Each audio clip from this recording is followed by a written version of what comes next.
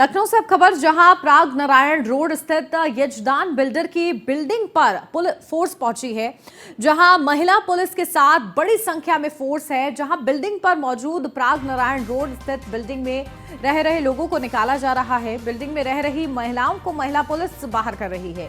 कल से बिल्डिंग के ध्वस्तीकरण की कार्रवाई शुरू होनी है और इसके लिए जगह खाली कराई जा रही है। बिल्डिंग में जो लोग मौजूद हैं उनको बाहर निकाला जा रहा है और महिलाओं को महिला फोर्स जो है वो बाहर निकाल रही है।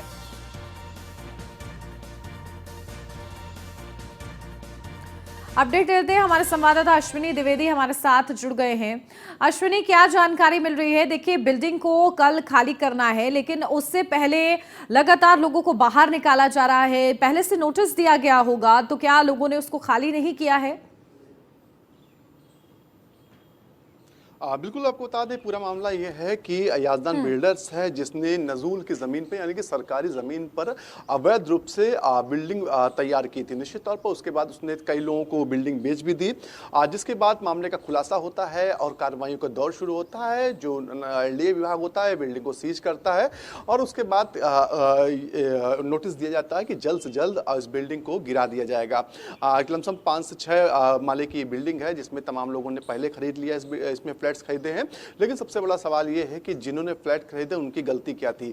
एलडीए विभाग के अधिकारियों की मिली भगत के चलते कहीं ना कहीं 5 से 6 मंजिल की बिल्डिंग बनकर तैयार हो जाती है, उसके फ्लैट भी बिक जाते हैं और जब लोग रहने के लिए आते हैं तब उनको पता चलता है कि ये तो सरकारी जमीन पर बनी थी, ये कहीं ना कहीं अब गिरेगी। निश्चित तौर पर लोग परेशान है क्योंकि उनका करोड़ों लाखों रुपए उसमें लगा हुआ है। किसी ने 1 फ्लैट खरीदा तो किसी ने 2 फ्लैट खरीदा। निश्चित तौर पर आज के दिन उस पर कार्रवाई होनी है, उसको गिराने का काम होना है। तो ऐसे में कहीं ना कहीं जो लोग हैं वो जिन्होंने उसको खरीदा, बिल्डर से खरीदी थी बिल्डिंगें, फ्लैट्स खरीदे थे, वो लोग कल रहने पहुंच गए थे वहां पर। हालांकि पुलिस ने उनको हटा दिया और कहा कि ये पुलिस कस्टडी में है और आप लोग यहाँ नहीं रह सकते। लेकिन सबसे बड़ा सवाल है कि एलडीए के विभाग के अधिकारियों पर कार्रवाई क्यों नहीं हो रही, क्योंकि उनके संरक्षण में ही इस तरह की बिल्डिंगें बनती है और लोगों को, जो आम जनता है, जो खून पसीने की मेहनत कमाई थी, वो डूब गई कहीं ना कहीं, जिसमें एलडीए के अधिकारी भी शामिल कहीं ना कहीं थे। क्योंकि कहीं किसी क्षेत्र में अगर कोई बिल्डिंग बनती है तो बिना एलडीए के अधिकारियों की मिली भगत की अवैध रूप से नहीं तैयार हो पाती। तो ऐसे में सबसे बड़ा सवाल है कि एलडीए के किन अधिकारियों को अब तक सस्पेंड किया गया,